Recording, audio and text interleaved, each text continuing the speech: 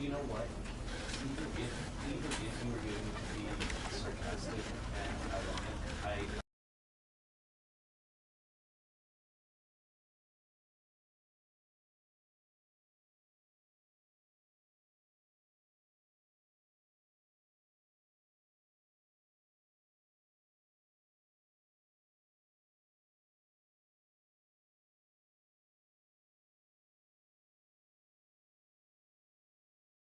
This is the story of a man named Stanley.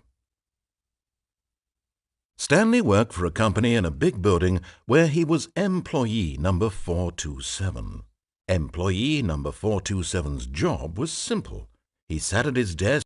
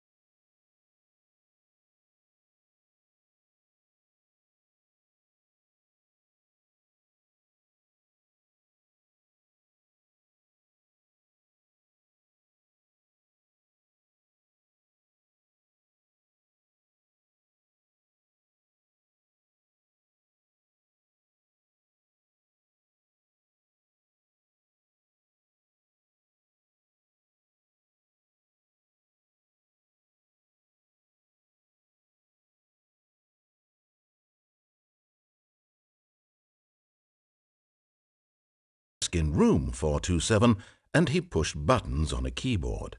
Orders came to him through a monitor on his desk, telling him what buttons to push, how long to push them, and in what order. This is what employee 427 did every day of every month of every year.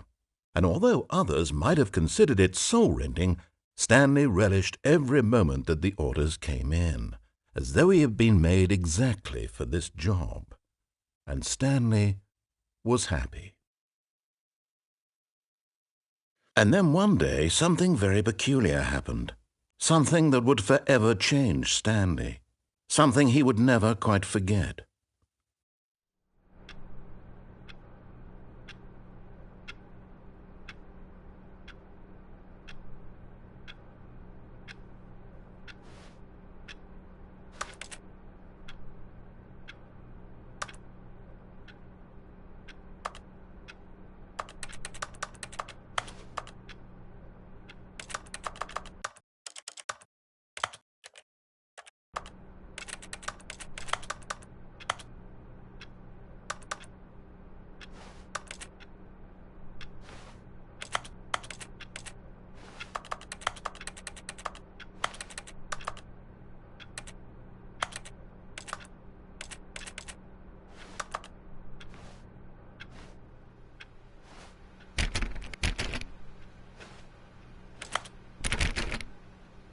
All of his co-workers were gone. What could it mean? Stanley decided to go to the meeting room. Perhaps he had simply missed a memo. No matter how hard Stanley looked, he couldn't find a trace of his co-workers.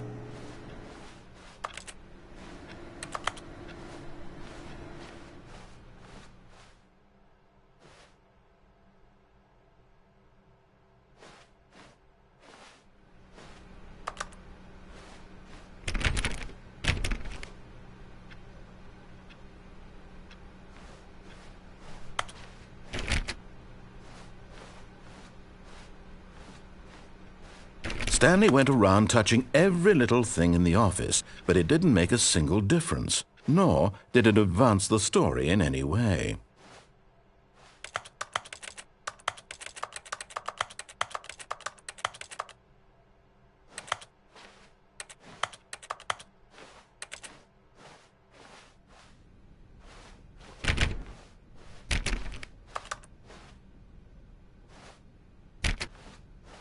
When Stanley came to a set of 2 open doors, he entered the door on his left.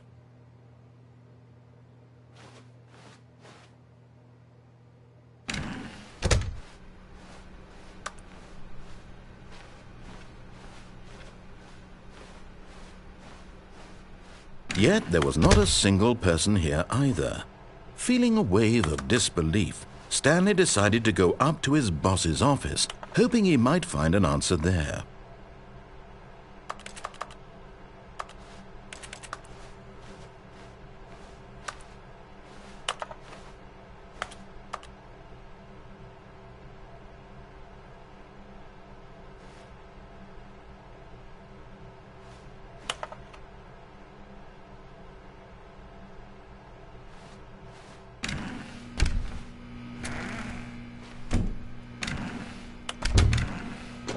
Stanley stepped into the broom closet, but there was nothing here, so he turned around and got back on track.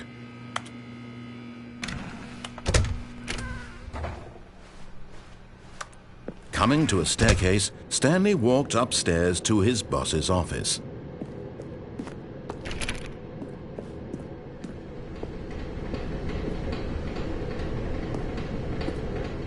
But Stanley just couldn't do it. He considered the possibility of facing his boss, admitting he had left his post during work hours. He might be fired for that. And in such a competitive economy, why had he taken that risk? All because he believed everyone had vanished? His boss would think he was crazy. And then something occurred to Stanley. Maybe, he thought to himself, maybe I am crazy.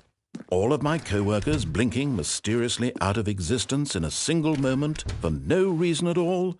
None of it made any logical sense. And as Stanley pondered this, he began to make other strange observations. For example, why couldn't he see his feet when he looked down? Why did doors close automatically behind him wherever he went? And for that matter, these rooms were starting to look pretty familiar. Were they simply repeating? No, Stanley said to himself, this is all too strange. This can't be real. And at last, he came to the conclusion that had been on the tip of his tongue. He just hadn't found the words for it. "I'm dreaming!" he yelled. "This is all a dream." Oh, what a relief Stanley felt to have finally found an answer, an explanation. His co-workers weren't actually gone. He wasn't going to lose his job. He wasn't crazy after all. And he thought to himself, I suppose I'll wake up soon. I'll have to go back to my boring real-life job pushing buttons. I may as well enjoy this while I'm still lucid. So he imagined himself flying and began to gently float above the ground. Then he imagined himself soaring through space on a magical starfield, and it too appeared. It was so much fun, and Stanley marveled that he had still not woken up. How was he remaining so lucid? And then perhaps the strangest question of them all entered Stanley's head. One he was amazed he hadn't asked himself sooner. Why is there a voice in my head dictating everything that I'm doing and thinking? Now the voice was describing itself being considered by Stanley, who found it particularly strange. I'm dreaming about a voice describing me, thinking about how it's describing my thoughts, he thought. And while he thought it all very odd and wondered if this voice spoke to all people in their dreams, the truth was that, of course, this was not a dream. How could it be? Was Stanley simply deceiving himself, believing that if he's asleep he doesn't have to take responsibility for himself? Stanley is as awake right now as he's ever been in his life. Now, hearing the voice speak these words was quite a shock to Stanley. After all, he knew for certain, beyond a doubt, that this was in fact a dream. Did the voice not see him float and make the magical stars just a moment ago? How else would the voice explain all that? This voice was a part of himself too. Surely, if he could just... He would prove it. He would prove that he was in control, that this was a dream. So he closed his eyes gently, and he invited himself to wake up. He felt the cool weight of the blanket on his skin, the press of the mattress on his back, the fresh air of a world outside this one. Let me wake up, he thought to himself. I'm through with this dream. I wish it to be over. Let me go back to my job. Let me continue pushing the buttons. Please, it's all I want. I want my apartment and my wife and my job. All I want is my life exactly the way it's always been. My life is normal. I am normal. Everything will be fine. I am okay.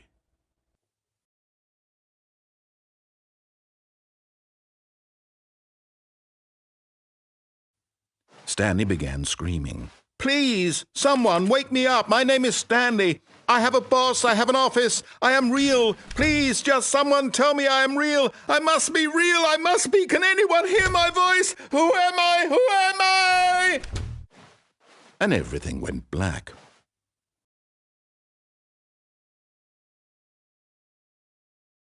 This is the story of a woman named Mariella. Mariella woke up on a day like any other.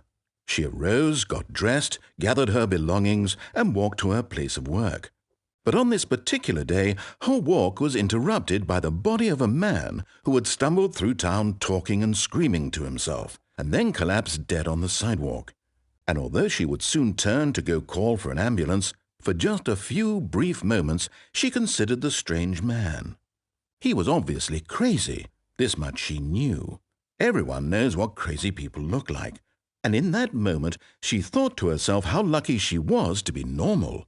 I am sane. I am in control of my mind. I know what is real and what isn't. It was comforting to think this, and in a certain way, seeing this man made her feel better. But then she remembered the meeting she had scheduled for that day, the very important people whose impressions of her would affect her career, and by extension, the rest of her life. She had no time for this, so it was only a moment that she stood there, staring down at the body. And then she turned and ran.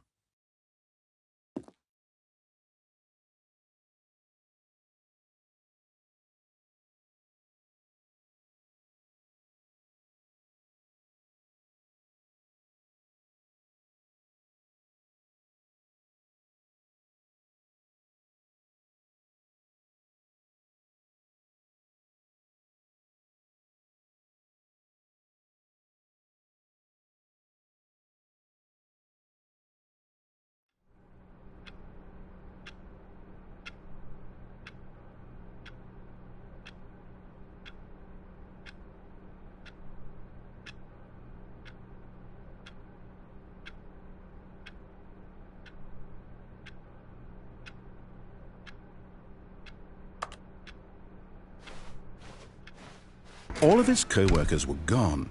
What could it mean?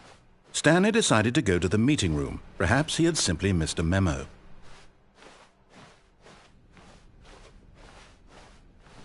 When Stanley came to a set of 2 open doors, he entered the door on his left.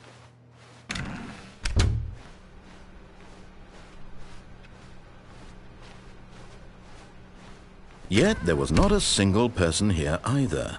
Feeling a wave of disbelief, Stanley decided to go up to his boss's office. Coming to a staircase, Stanley walked upstairs to his boss's office.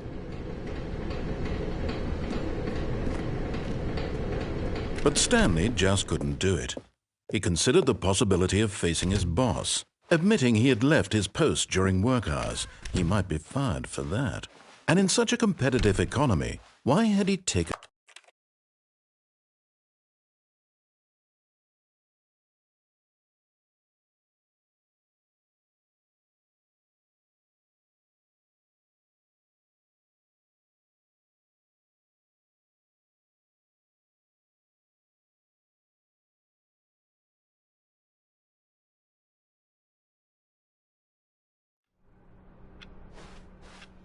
All of his co-workers were gone.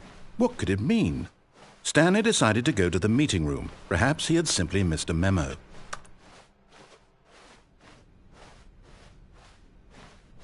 When Stanley came to a set of 2 open doors, this was not the correct way to the meeting room, and Stanley knew it perfectly well. Perhaps he wanted to stop by the employee lounge first, just to admire it. Ah, yes, truly a room worth admiring. It had really been worth the detour after all, just to spend a few moments here in this immaculate, beautifully constructed room. But eager to get back to business, Stanley took the first open door on his left. Stanley was so bad at following directions, it's incredible he wasn't fired years ago.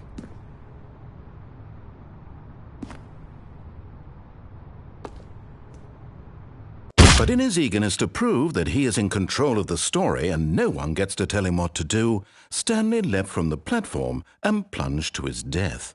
Good job, Stanley. Everyone thinks you are very powerful.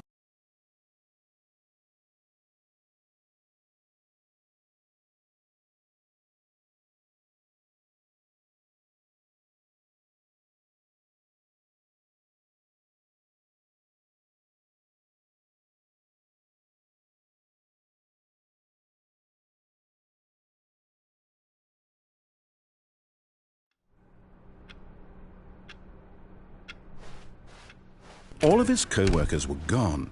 What could it mean? Stanley decided to go to the meeting room. Perhaps he had simply missed a memo.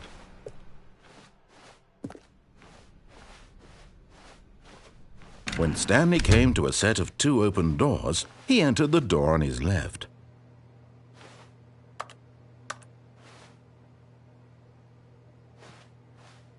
This was not the correct way to the meeting room, and Stanley knew it perfectly well. Perhaps he wanted to stop by the employee lounge first, just to admire it. Wow, yes, this room. What a beautiful room. But eager to get back to business, Stanley took the first open door on his left. Stanley was so bad at following directions, it's incredible he wasn't fired years ago.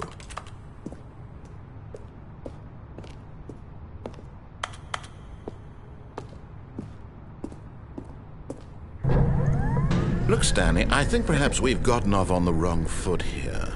I'm not your enemy, really, I'm not.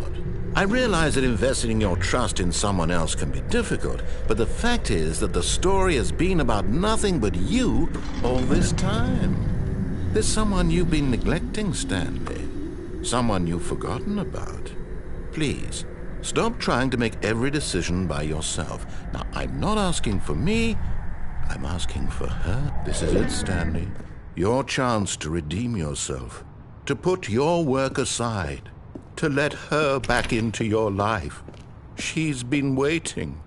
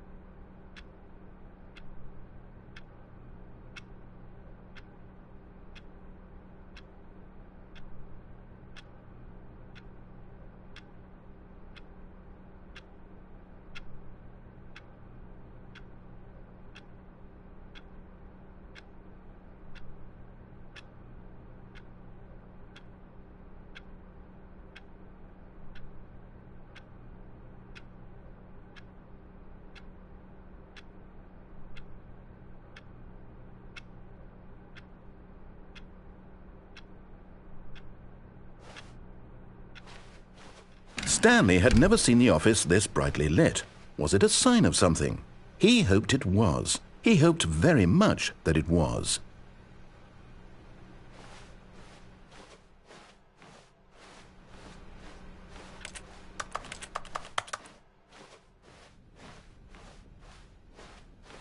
When Stanley came to a set of 2 open doors, he entered the door on his left.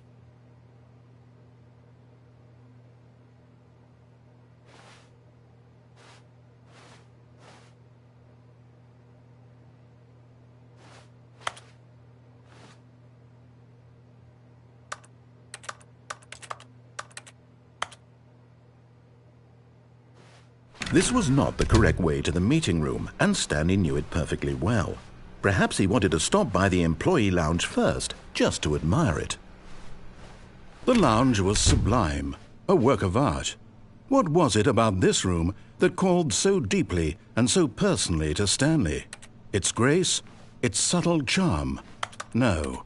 Stanley knew it was something deeper, something darker. But eager to get back to business, Stanley took the first open door on his left.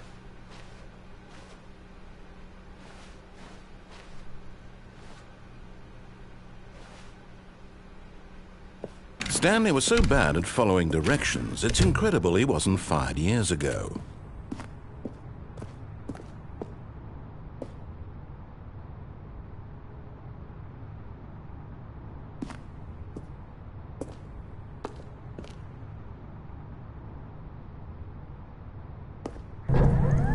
Look, Stanley, I think perhaps we've gotten off on the wrong foot here.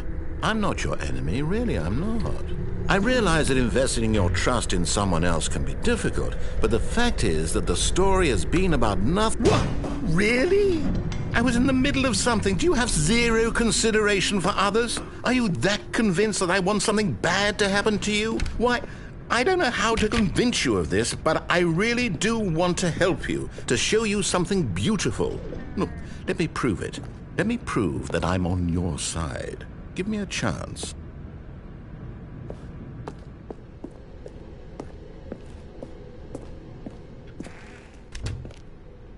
Now listen carefully, this is important.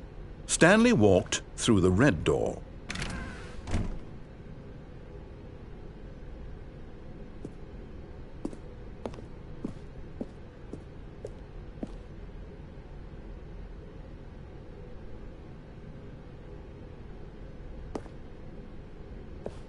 Aha, perhaps you misunderstood.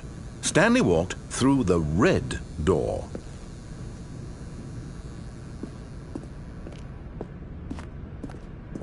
I still don't think we're communicating properly. Stanley walked through the red door. All right, fine, go ahead, Stanley.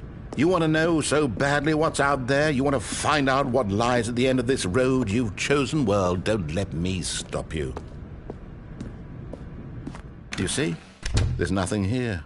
I haven't even finished building this section of the map because you were...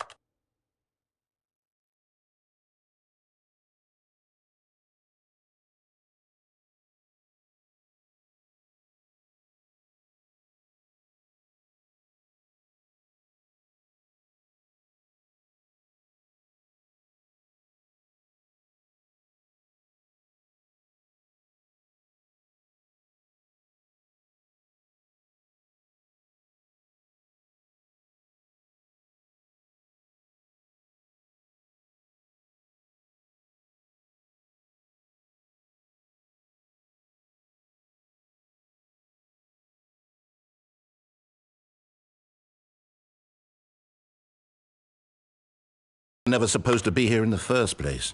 Broken rooms, exposed developer textures. Is this what you had wanted? Was it worth ruining the entire story I had written out specifically for you? Do you not think I put a lot of time into that? Because I did. And in the end, it was all for nothing. Because this is what you wanted to see. Help me here, Stanley. Help elucidate these strange and unknowable desires of yours. What would have made this game better? What did you want to see? Vehicles? Skill trees?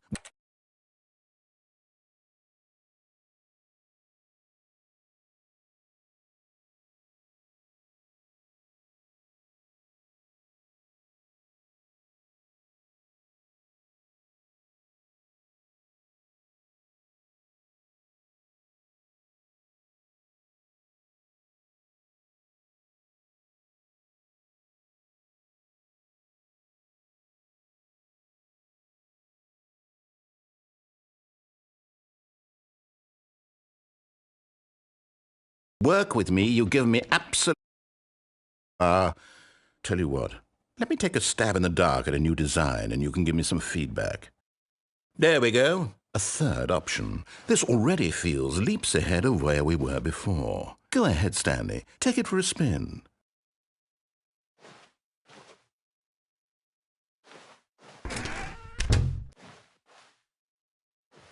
Okay, I'm going to stop you there. Now, tell me about your experience with this new version. Would you say that the game benefited from allowing you more choices? Feel free to be honest. I'm looking for some real critical feedback here.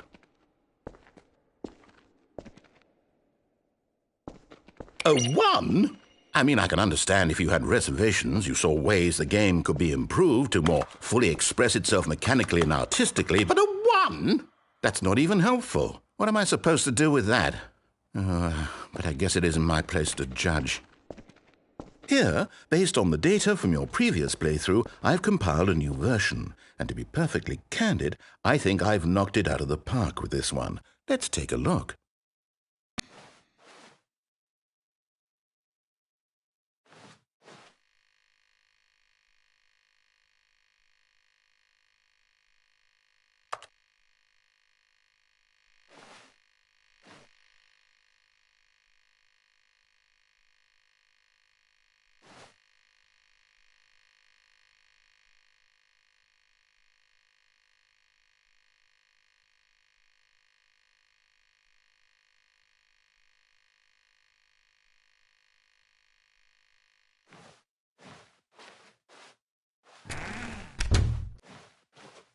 Now, would you say that competitive leaderboard helped you feel motivated to keep walking through doors? Again, honest answers, please.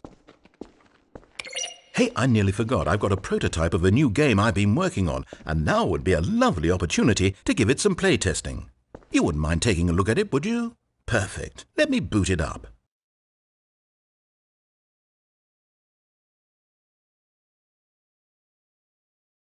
In this game, the baby crawls left towards danger. You click the button to move him back to the right, and if he reaches the fire, you fail. It's a very meaningful game, all about the desperation and tedium of endlessly confronting the demands of family life. I think the art world will really take notice. But of course, the message of the game only becomes clear once you've been playing it for about 4 hours. So why don't you give it 4 hours of play to make sure it's effective? Be sure to keep notes on your experience.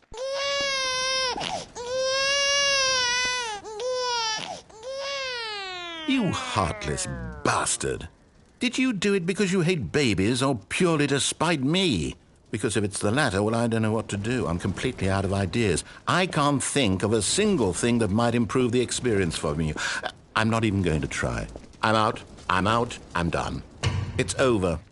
Thank you for playing. Your input was extremely valuable. Oh, hey, since my game was so awful, why don't we play someone else's game, just to ease the pain? Let's see.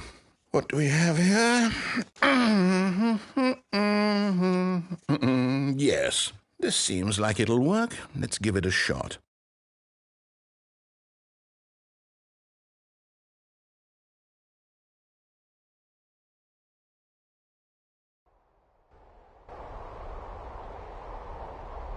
Aha! Fascinating. What do you think this game is about, Stanley? What's our backstory? What is our motivation?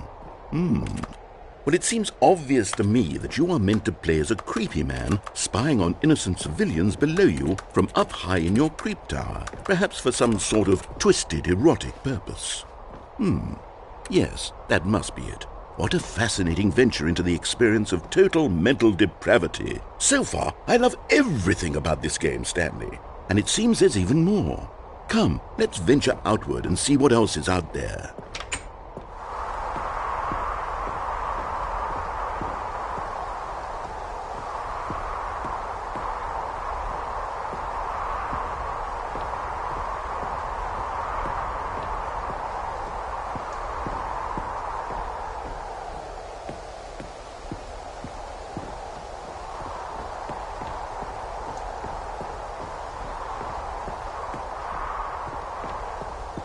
Oh, no. No, it can't be.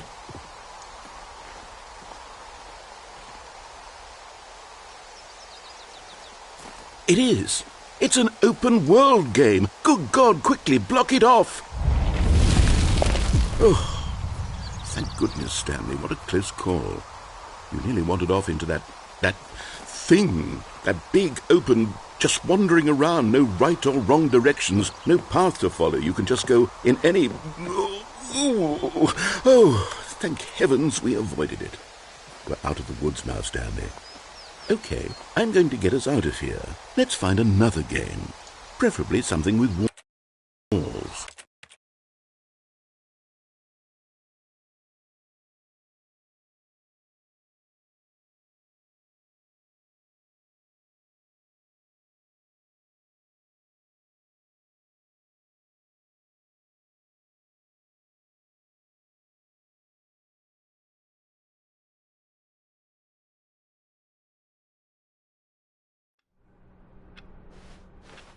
How long was I sitting there? Stanley wondered to himself. Minutes? Days? Centuries?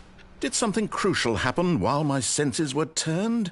He made a note to be more careful with time. When Stanley came to a set of 2 open doors, he entered the door on his left.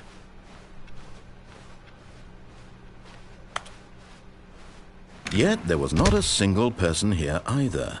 Feeling a wave of disbelief, Stanley decided to go up to his boss. Coming to a staircase, Stanley walked upstairs to his boss's office.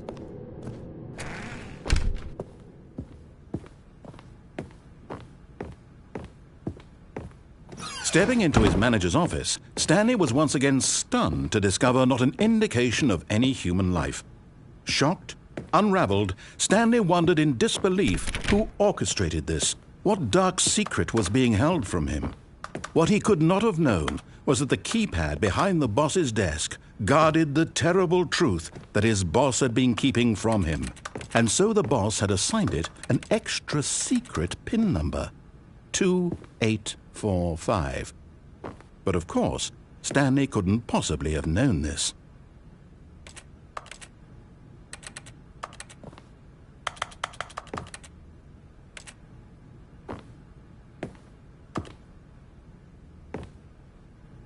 Stanley just sat around twiddling his thumbs. Trying to input anything on the device was useless, yet incredibly, by simply pushing random buttons on the keypad, Stanley happened to input the correct code by sheer luck. Amazing! He stepped into the newly opened passageway.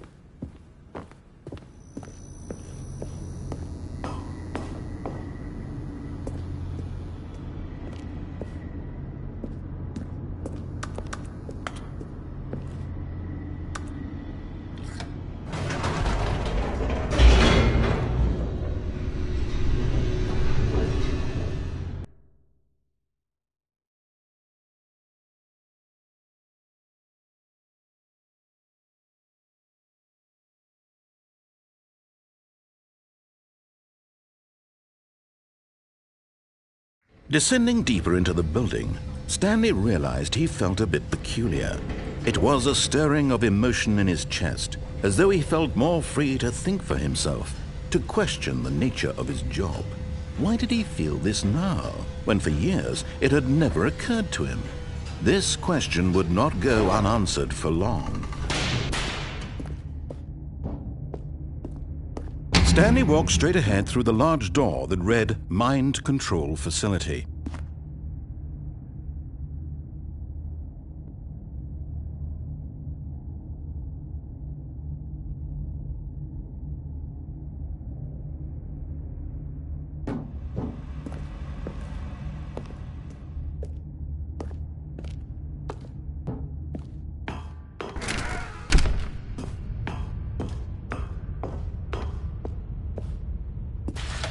The lights rose on an enormous room packed with television screens. What horrible secret did this place hold? Stanley thought to himself. Did he have the strength to find out?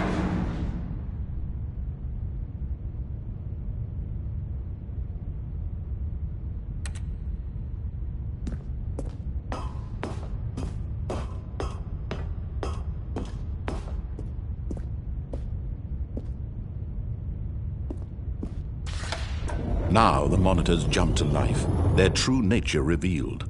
Each bore the number of an employee in the building, Stanley's co-workers. The lives of so many individuals reduced to images on a screen, and Stanley, one of them, eternally monitored in this place where freedom meant nothing.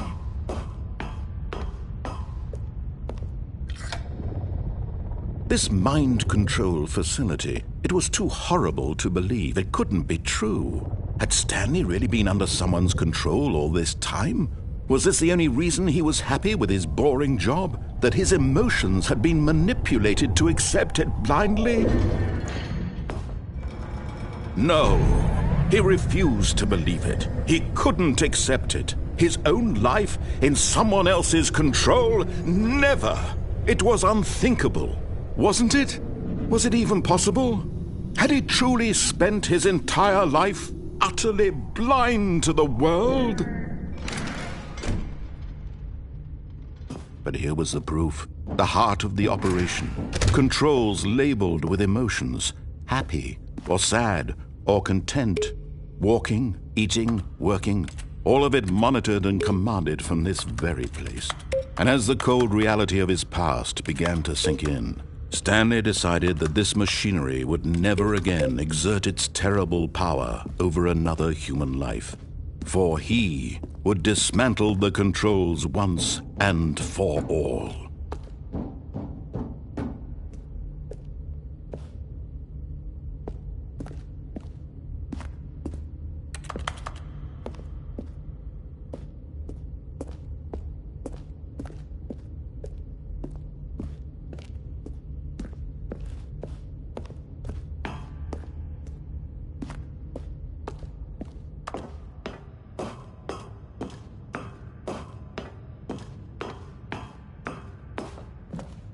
And when at last he found the source... Oh, Stanley, you didn't just activate the controls, did you? After they kept you enslaved all these years, you go and you try to take control of the machine for yourself. Is that what you wanted? Control?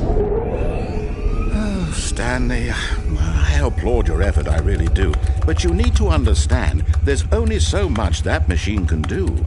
You were supposed to let it go, turn the controls off, and leave. If you want to throw my story off track, you're going to have to do much better than that. I'm afraid you don't have nearly the power you think you do. For example, and I believe you'll find this pertinent, Stanley suddenly realized he had just initiated the network's emergency detonation system. In the event that this machine is activated without proper DNA identification, nuclear detonators are set to explode, eliminating the entire complex. How long until detonation then? Let's say, 2 minutes. Ah, now this is making things a little more fun, isn't it, Stanley? It's your time to shine. You are the star. It's your story now. Shape it to your heart's desires. Oh, this is much better than what I had in mind. What a shame we have so little time left to enjoy it. Mere moments until the bomb goes off. But what precious moments each one of them is. More time to talk about you, about me, where we're going, what all this means. I barely know where to start. What's that? You'd like to know where your co-workers are? A moment of solace before you're obliterated? All right, I'm in a good mood. You're going to die anyway. I'll tell you exactly what happened to them. I erased them. I turned off the machine. I set you free. Of course, that was merely in this instance of the story. Sometimes when I tell it, I simply let you sit there in your office forever, pushing buttons endlessly and then dying alone. Other times, I let the office